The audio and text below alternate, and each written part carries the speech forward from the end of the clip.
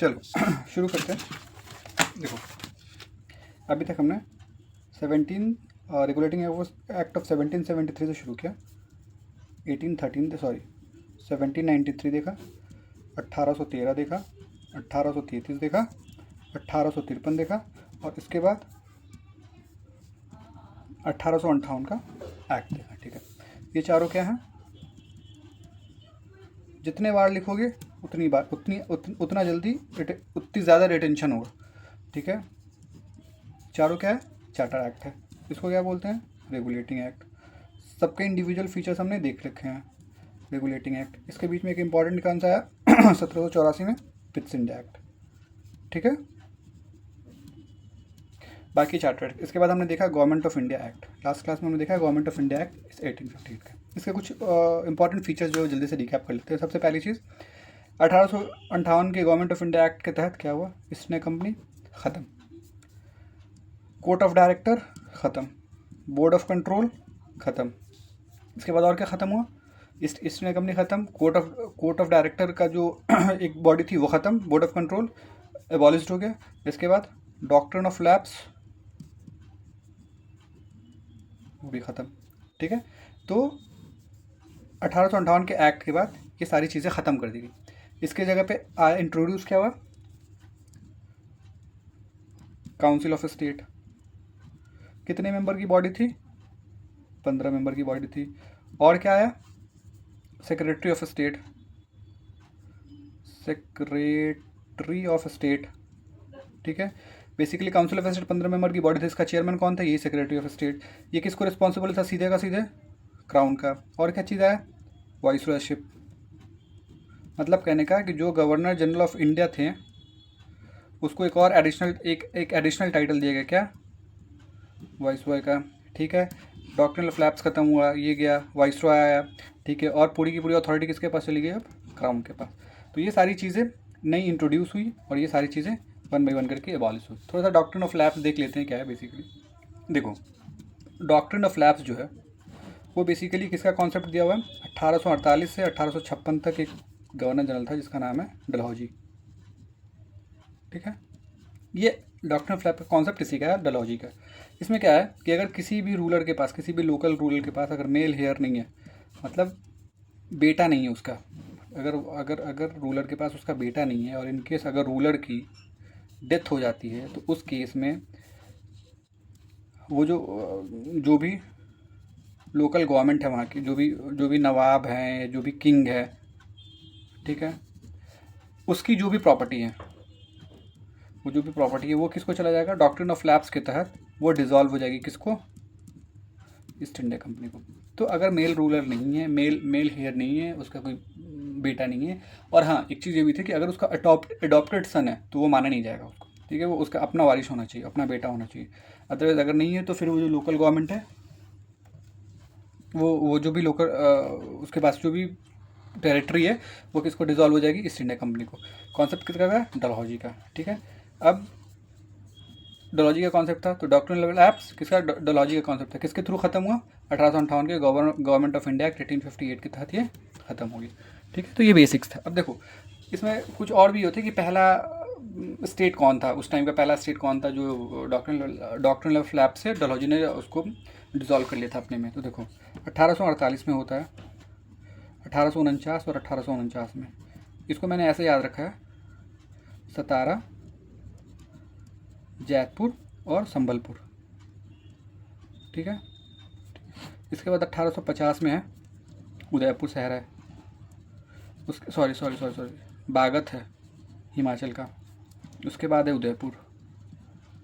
ठीक है, उसके बाद है सबसे आखिरी में आता है अवध 1856 में। ठीक है, 1850 में ही आता है। ठीक है, 1852 में ये है, 1853 में ये है, फिर 1854 में एक आता है। इसके बीच में झांसी है, इसके बाद नागपुर है। ठीक है, टाइम पीरियड देखना पड़ेगा। ये 1856 ये तो फिक्स है। ठीक है, ऑर्डर ये सबसे पहले कौन सा है? सतारा, फिर जैतपुर, फिर संबलपुर, फिर बागत, फिर उदयपुर, फिर झांसी, फिर नागपुर और अवध। 1855 में तंजौर भी है, स्पेक्ट्रम में दे रखा है कि तंजौर जो शहर है वो डॉक्ट्रिन ऑफ लैप्स से डिसॉल्व हो जाता है इसमें। ठीक है, 1855 में झांसी, नागपुर ये देखना पड़ेगा, ये 1853, 1854, 1855, ठीक है। फिर ये बागत और उदयपुर है, ठीक है। तो एक बार जल्दी से रिकैप कर लो। सतारा, जैतपुर, संभलपुर, ये तीन। फिर इसके बाद बागत, उदयपुर, झांसी, नागपुर, तंजौर और फिर अवध। जब अवध डिसॉल्व हुआ तो उस वक्त रूलर कौन था? वाजिद अली शाह। सारे PYQ है, ठीक है। तो ये क्रोनोलॉजी है, ये ऑर्डर है। इस ऑर्डर में स्टेट डिसॉल्व हुए थे। डॉक्ट्रिन ऑफ लैप्स से डलहौजी ने अपने अंडर लिया था। किसने लिया था? डलहौजी। और डॉक्ट्रिन ऑफ लैप्स एबॉलिश कब हुआ था? 1858। गवर्नमेंट ऑफ इंडिया एक्ट 1858 से ये फिर डिसॉल्व एबॉलिश कर दिए गए थे डॉक्ट्रिन ऑफ लैप्स पॉलिसी को, ठीक है। ये सारी चीज़ हो गई। अब देखो 1858 से रिलेटेड ये रिकैप हो गया। अब आता है 1858 के बाद। 1858 में पहले आता है गवर्नमेंट ऑफ इंडिया एक्ट, ठीक है। इसके बाद इसमें जो भी थोड़ी बहुत कमी रह गई, जो भी चीज़ और इम्प्रूवमेंट करनी पड़ी, तो इसके बाद 3 इंडियन काउंसिल एक्ट आते हैं। इसके बाद क्या आते हैं? 3 इंडियन काउंसिल एक्ट आते हैं। ध्यान देना, 3 इंडियन काउंसिल एक्ट आता है। 1858 के बाद पहला इंडियन काउंसिल एक्ट आता है 1861 में, दूसरा इंडियन काउंसिल एक्ट आता है 1892 में, और तीसरा इंडियन काउंसिल एक्ट आता है 1909 में। बहुत सारे लोग कंफ्यूज होते हैं कि ये सारे गवर्नमेंट ऑफ इंडिया एक्ट है। नहीं, ये जो तीनों हैं इसका नाम है इंडियन काउंसिल एक्ट। ये गवर्नमेंट ऑफ इंडिया एक्ट के नाम से नहीं जाना गया। इसको 1861, 1892 और 1909 के जो एक्ट हैं इसको बोला गया इंडियन काउंसिल एक्ट, ठीक है। इसी 1909 को एक्ट को ये भी बोला जाता है मोरले मिंटो रिफॉर्म, ठीक है। इसमें फिर सेपरेट इलेक्टोरेट की बात हुई थी, मुस्लिम्स को दिए गए थे। इंपॉर्टेंट 1 लाइन रहे, इलेक्टोरेट की बात होती है, ठीक है। तो इसके बाद 1 बाय 1 हम इंडियन काउंसिल एक्ट को डिस्कस करेंगे। तो अभी हम डिस्कस करेंगे सबसे पहले 1861 का इंडियन काउंसिल एक्ट, ठीक है। आई होप ये दिखा उस टाइम पे। 1861, 1892 और 1909 ये तीनों इंडियन काउंसिल एक्ट है। 1858 के गवर्नमेंट ऑफ इंडिया एक्ट पास होने के बाद ये 1 बाय 1 करके आए। जो भी इंप्रूवमेंट थोड़ी बहुत करनी थी, जो भी चीज़ें एडमिनिस्ट्रेशन को बढ़िया करने के लिए करने की जरूरत थी, वो ब्रिटेन की पार्लियामेंट ने करा, ठीक है। तो ये चीज़ें इंडियन काउंसिल एक्ट 1861, 1892 और 1909, ठीक है। आज 1 बाय 1 करके देखते हैं इसको। सबसे पहले 1861 को देखते हैं। देखो 1861 की बात करते हैं हम सबसे पहले, ठीक है। देखो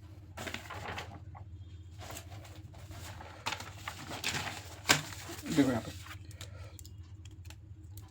1861 में जो सबसे इम्पॉर्टेंट पॉइंट ये है जो स्टार्ट करना है कि ये पहला ऐसा एक्ट है जिसने ये कंसीडर किया कि अब इसके बाद, इस एक्ट के बाद से, 1861 के बाद से जो भी एडमिनिस्ट्रेशन है, ठीक है, एग्जीक्यूटिव काउंसिल है जो गवर्नर जनरल का, जो लेजिस्लेटिव काउंसिल है, बेसिकली एग्जीक्यूटिव काउंसिल जो कि कैबिनेट का फॉर्म था भी एक तरीके से कह सकते हो, उसमें इंडियन को एसोसिएट करना स्टार्ट किया गया, ठीक है। तो वही मेंशन है, start association Indian with the law making process.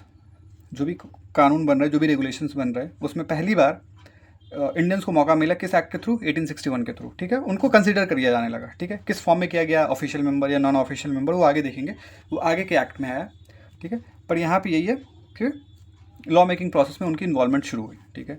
दूसरा इंपॉर्टेंट पॉइंट ये है कि हमें पता है, देखो पहले बैकग्राउंड देख लेते हैं। हमें पता है कि 1861 के पहले सबसे जो पहला लॉ पास हुआ था 1773 टिल, सबसे पहले देखते हैं 1833 तक, इसके बीच में 1793 और इसके बीच में 1813। 1773 में जो लॉ रेगुलेटिंग एक्ट पास हुआ था उसमें ये कहा गया था, उस टाइम पे मेजर जो प्रोविंसेस थे बॉम्बे, कैलकाटा और मद्रास थे, जिसको बंगाल भी बोलते हैं, बेसिकली बॉम्बे, बंगाल और मद्रास। जो गवर्नर जनरल बंगाल का हुआ, बंगाल के गवर्नर जनरल के पास सबसे ज़्यादा लेजिस्लेटिव पावर थे, लेजिस्लेटिव एग्जीक्यूटिव जो भी पावर कह लो, उसके पास सबसे ज़्यादा पावर थे। बाकी जो बॉम्बे और मद्रास के गवर्नर हुआ करते थे वो इनके सब ऑर्डिनेट काम करते थे, ठीक है, वो इनके अंडर में काम करते थे। बेसिकली एक तरीके से लेमैन लैंग्वेज में ये है। बंगाल का जो गवर्नर होता था, गवर्नर जनरल जो होता था उस टाइम पे, governor general of Bengal, governor general of India कह लो, वो बेसिकली सुपीरियर होता था एज़ कम्पेयर टू बॉम्बे और मद्रास के गवर्नर के केस में, ठीक है। तो बेसिकली बॉम्बे और मद्रास के गवर्नर इसके सबऑर्डिनेट काम करते थे और ये सिलसिला चलता रहा 1833 तक। इसके बाद भी चला, पर ये अपने पीक पे था कब? 1833 में। क्यों? क्योंकि 1833 में का जो एक्ट था, चार्टर्ड एक्ट ऑफ 1833 का जो एक्ट था, इसमें गवर्नर जनरल ऑफ बंगाल को किस नाम से बुलाया गया? Governor general of India. मतलब अल्टीमेटली जो भी थोड़ी बहुत लेजिस्लेटिव पावर बची हुई थी, जो भी थोड़ी बहुत लेजिस्लेटिव पावर बॉम्बे और मद्रास के पास बची हुई थी, वो भी यहाँ से उसको कम कर दिया गया। ठीक है, अल्टीमेटली पूरी की पूरी पावर किसको दे दी गई? गवर्नर जनरल ऑफ इंडिया के पास। बेसिकली जो गवर्नर जनरल ऑफ बंगाल है वो पूरा का पूरा टेरिटरी रन कर रहा है, ब्रिटिश टेरिटरी जो भी है इंडिया के अंदर। ठीक है, तो 1833 तक ये पूरे पीक पे था। ठीक है, बंगाल के अलावा जो बाकी जो भी प्रोविंसेस थे उनके पास कोई पावर होती नहीं थी, कोई लेजिस्लेटिव पावर नहीं होती थी। ठीक है, बेसिकली वो सबऑर्डिनेट काम करते थे। ठीक है, गवर्नर जनरल ऑफ इंडिया के। फिर 1861 से ये हुआ कि अब धीरे धीरे इस प्रोसेस को रिवर्स किया गया। रिवर्स करने का मतलब ये हुआ कि जो भी इंडिविजुअल प्रोविंसेस हैं, जो भी प्रोविंसेस हैं, उनके गवर्नर को लेजिस्लेटिव पावर वापस देनी शुरू करनी गई। तो वही कह रहा है कि यहाँ से 1861 का जो इंडियन काउंसिल एक्ट है वो बेसिकली डिसेंट्रलाइजेशन स्टार्ट किया। ठीक है, 1861 का जो है वो डिसेंट्रलाइजेशन स्टार्ट किया। ठीक है, पहला पॉइंट कि उसने डिसेंट्रलाइजेशन स्टार्ट किया। दूसरा पॉइंट कि लॉ मेकिंग प्रोसेस में पहली बार इंडियंस का इन्वॉल्वमेंट शुरू हुआ। लॉ मेकिंग प्रोसेस में पहली बार इंडियन का इन्वॉल्वमेंट शुरू हुआ। ठीक है, यहाँ से एक और तीसरा इंपॉर्टेंट पॉइंट ये है, देखो तीसरा इंपॉर्टेंट पॉइंट ये है यहाँ पे कि इसने वाइसरॉय को ये पावर दे दी। वाइसरॉयशिप आई कब? गवर्नमेंट ऑफ इंडिया एक्ट 1858 से। ठीक है, मतलब गवर्नर जनरल ऑफ इंडिया को एक और टाइटल दिया गया वाइसरॉय। तो वाइसरॉय को ये पावर दे दी गई कि वो लॉ रेगुलेट कर सकते हैं, वो लॉ फ्रेम कर सकते हैं। कब? इन केस इमरजेंसी में। वाइसरॉय को ये पावर कब दी गई कि वो ऑर्डिनेंस या रूल या रेगुलेशन फ्रेम कर सकते हैं विदाउट लेजिस्लेटिव काउंसिल। ज़रूरी नहीं है कि लेजिस्लेटिव काउंसिल के जो मेंबर हैं उनसे सलाह मशवरा या जो भी किया जाए, नहीं, उनके पास ये अथॉरिटी दे दी गई 1861 एक्ट के तहत, इंडियन काउंसिल एक्ट के तहत, कि वो ऑर्डिनेंस फ्रेम कर सकते हैं। ठीक है, वो इशू कर सकते हैं इन केस ऑफ इमरजेंसी, और या फिर अगर कुछ भी ऐसी चीज़ें होती है जब उसकी ज़रूरत हो। ठीक है, और वो एक तरीके से टेम्पररी एक्ट था, परमानेंट एक्ट नहीं था, और उसकी टाइम पीरियड मैक्सिमम क्या था? 6 मंथ का टेन्यूर हुआ करता था। मतलब जो रूल एंड रेगुलेशन उस टाइम पे वाइसरॉय इशू कर दिया वो अगले 6 महीने तक वैलिड रहेगी। ठीक है, और इस लॉ को रेगुलेट करने के लिए, ऑर्डिनेंस को इशू करने के लिए उसको लेजिस्लेटिव काउंसिल से किसी सलाह मशवरे की ज़रूरत नहीं थी उस मोमेंट पे। ठीक है, ये किसके टाइम पीरियड में हुआ था? 1862 में लॉर्ड कैनिंग, क्योंकि 1858 से लेकर 1862 तक कौन था? लॉर्ड कैनिंग था वाइसरॉय उस मोमेंट पे। ठीक है, तो 1861 के इंपॉर्टेंट पॉइंट्स ये हो गए कि डिसेंट्रलाइजेशन, अगर एक एक वर्ड में समझने की कोशिश की जाए तो डिसेंट्रलाइजेशन स्टार्ट हुआ, लॉ मेकिंग प्रोसेस में इंडियंस को एसोसिएट करना स्टार्ट किया गया। ठीक है, और वाइसरॉय को ये पावर दे दिया गया कि वो ऑर्डिनेंस इशू कर सकता है, पर वो जो ऑर्डिनेंस था वो परमानेंट बेसिस नहीं था, वो बेसिकली एक टेम्पोररी एक्ट था। ठीक है, और उसका टेन्योर कितना फिक्स किया गया? मैक्सिमम 6 महीने तक। ठीक है, अब देखो जब यहाँ पे एसोसिएट करना शुरू किया गया इंडियंस को, तो इसी एक्ट के तहत 1862 में कैनिंग जो वाइसरॉय हुआ करता था उसने 3 इंडियंस को अपने लेजिस्लेटिव काउंसिल में नॉमिनेट किया। इंपॉर्टेंट ये है कि नॉमिनेशन स्टार्ट किया, उसने नॉमिनेट किया 3 इंडियंस को, किस चीज़ में? लेजिस्लेटिव काउंसिल्स में अपने। ठीक है, ये लेजिस्लेटिव काउंसिल और फिर ये एग्जीक्यूटिव काउंसिल कहाँ से शुरू हुआ है? बेसिकली ये शुरू हुआ है 1853 के एक्ट के तहत। ठीक है, 1853 में हमने देखा था 1853 का जो चार्टर एक्ट था उसमें हमने देखा था कि बेसिकली एग्जीक्यूटिव काउंसिल के अलावा एक लेजिस्लेटिव काउंसिल भी क्रिएट किया गया था, और उस टाइम पे उस लेजिस्लेटिव काउंसिल में कितने मेंबर्स थे? 6 मेंबर्स थे। ठीक है, उस 6 मेंबर्स में 4 मेंबर्स कहाँ के थे? हमारे इंडियंस थे, हमारे इंडियन प्रोविंसेस से थे। वो कौन कौन से थे? हमने बताया A, B, C और M, आगरा, बॉम्बे, कैलकाटा और फिर मद्रास। ठीक है, लेजिस्लेटिव काउंसिल का कॉन्सेप्ट कहाँ से स्टार्ट हुआ है? 1853 के एक्ट के तहत। ठीक है, 6 लोगों की टीम बनी थी।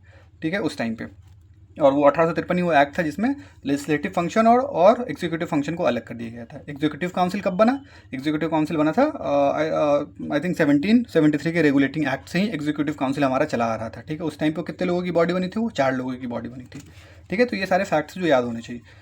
ठीक है, और उसमें किसको इंक्लूड किया? नॉमिनेट किया बेसिकली राजा ऑफ बनारस के राजा को, पटियाला के महाराजा को और सरदिन गन्नौर। ये तीनों नाम इंपॉर्टेंट है, PYQ में। ठीक है, ठीक है, तो ये है, और ये इसका बेसिस कहाँ है? बैकग्राउंड कहाँ है? यही इंडियन काउंसिल ऑफ एक्ट 1861। ठीक है, और ये as a non official member थे बेसिकली, और इनकी कोई अथॉरिटी नहीं थी, बस ऐसे ही फॉर द नेम सेक इनको नॉमिनेट किया था as a non official member. ठीक है, अपने काउंसिल में। तो ये बेसिक 1861 के इंडियन काउंसिल एक्ट। और कुछ है पॉइंट? ये देखो, अब आते हैं, ये ऊपर की चीज़ें हो गई।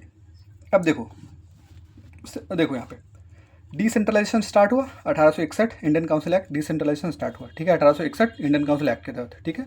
इंडियन को एसोसिएट करना शुरू किया गया था एडमिनिस्ट्रेशन में पहली बार, ये हो गया। देखो जब भी आए कहीं पे भी कि पोर्टफोलियो सिस्टम कहाँ कब से स्टार्ट हुआ है, पोर्टफोलियो सिस्टम बाद में समझेंगे इसको क्या है, लेकिन पोर्टफोलियो सिस्टम मतलब इंडियन काउंसिल एक्ट 1861। जब भी आए पोर्टफोलियो सिस्टम मतलब पोर्टफोलियो सिस्टम आया या फिर कैबिनेट सिस्टम आए, जब भी पोर्टफोलियो सिस्टम आया या कैबिनेट सिस्टम आया, सिंपली से कहाँ हिट करना मेरे को, इंडियन काउंसिल एक्ट ऑफ 1861, क्योंकि ये सारी चीज़ें पहली बार वहीं से शुरू हुई थी। उसका मतलब ये हुआ कि जो एग्जीक्यूटिव काउंसिल थे अब उसको एज अ कैबिनेट ट्रीट कर किया गया।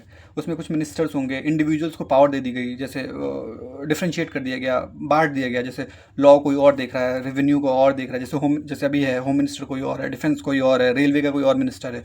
उसी तरीके से इस कॉन्सेप्ट को पहली बार कब लाया गया था, इंडियन काउंसिल एक्ट में 1861 में। उसी को पोर्टफोलियो सिस्टम बोलते हैं कि एग्जीक्यूटिव काउंसिल में जो भी मेंबर्स थे उनको इंडिविजुअल रिस्पॉन्सिबिलिटी दे दी गई कि आप होम मिनिस्ट्री देख लो, आप मिलिट्री देख लो, आप लॉ देख लो, रेवेन्यू फाइनेंस आप देख लो, इस तरीके से, ठीक है।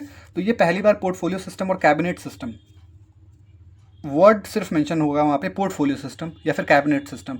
आंसर क्या होगा उसका, इंडियन काउंसिल एक्ट ऑफ 1861, ठीक है। और उस टाइम पे कितने मेंबर्स थे एग्जीक्यूटिव काउंसिल में, इस टाइम पे 5 मेंबर थे। पाँचों में कैसे डिस्ट्रीब्यूट हुआ, एक को होम दे दिया गया, एक को मिलिट्री, एक को लॉ, एक को रेवेन्यू, एक को फाइनेंस, ठीक है।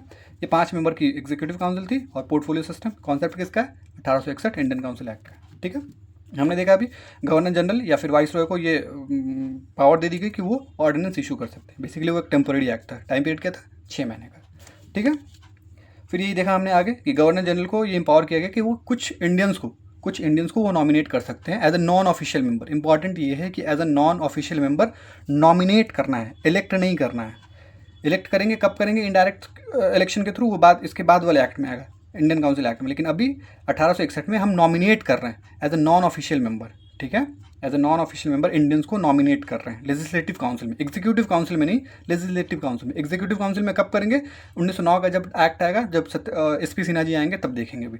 लेकिन अभी लेजिस्लेटिव काउंसिल में as a non official member 3 लोगों को नॉमिनेट किया, किसने, लॉर्ड कैनिंग ने। किस एक्ट के through, Indian council act of 1861 के तहत। वो तीनों लोग कौन थे, एक बनारस का राजा था, एक पटियाला का राजा और एक सरदिनकर राव जी थे। ये तीनों नाम बहुत इंपॉर्टेंट है, ठीक है।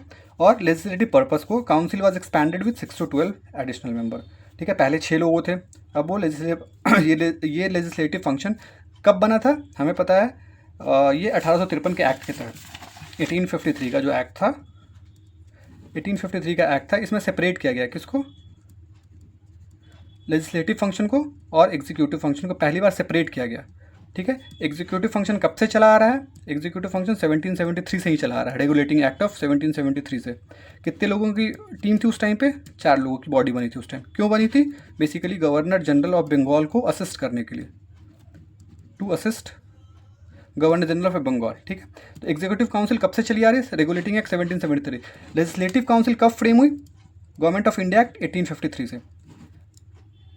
लेजिस्लेटिव काउंसिल कब फ्रेम हुई, गवर्नमेंट ऑफ इंडिया एक्ट 1853 से। कितने लोगों की टीम बनी थी अभी, ये 6 लोगों की, ठीक है। कब, 1853 में। पर जब 1861 का एक्ट आया, 1861 का जब इंडियन काउंसिल एक्ट आया, तो इसको 6 से लेके 12 तक कर देगा। मतलब मिनिमम 6 लोग तो रहेंगे और मैक्सिमम कितने लोग रहेंगे, 12 लोग लेजिस्लेटिव काउंसिल में, ठीक है। कॉन्सेप्ट किसका है, 1853 गवर्नमेंट ऑफ इंडिया एक्ट का। अभी ये इसमें जो चेंजेस कर रहे हैं कब कर रहे हैं, 1861 के इंडियन काउंसिल एक्ट में, ठीक है। तो ये सारी चीज़ें हैं। अब देखो यहाँ पे और कुछ पॉइंट्स हैं, यहाँ पे देखो कितने, 6 to 12, मतलब मिनिमम 6 लोग तो रहेंगे, मैक्सिमम 12 हो सकते हैं। एक्सपैंड किया गया लेजिस्लेटिव काउंसिल को। जो भी चीज़ें डिस्कस हो रही है वो सारी की सारी चीज़ें लेजिस्लेटिव काउंसिल में डिस्कस हो रही है, ठीक है।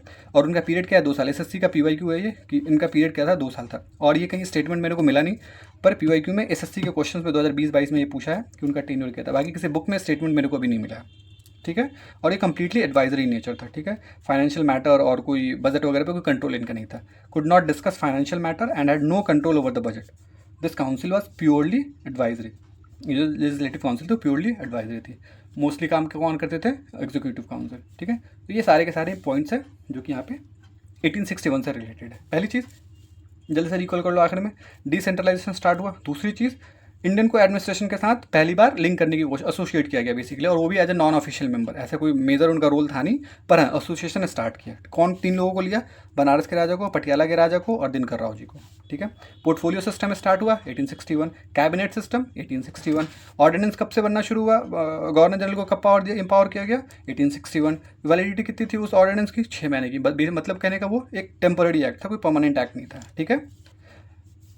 कैनिंग ने कब नॉमिनेट किया, कितने लोगों को नॉमिनेट किया? 3 लोगों को as a non official member. ठीक है। काउंसिल को एक्सपैंड किया गया 6 से 12, मिनिमम 6 लोग, मैक्सिमम 12 लोग, टेन्योर क्या है 2 साल। तो ये सारे के सारे पॉइंट्स है बेसिकली 1861 के एक्ट से थ्रू।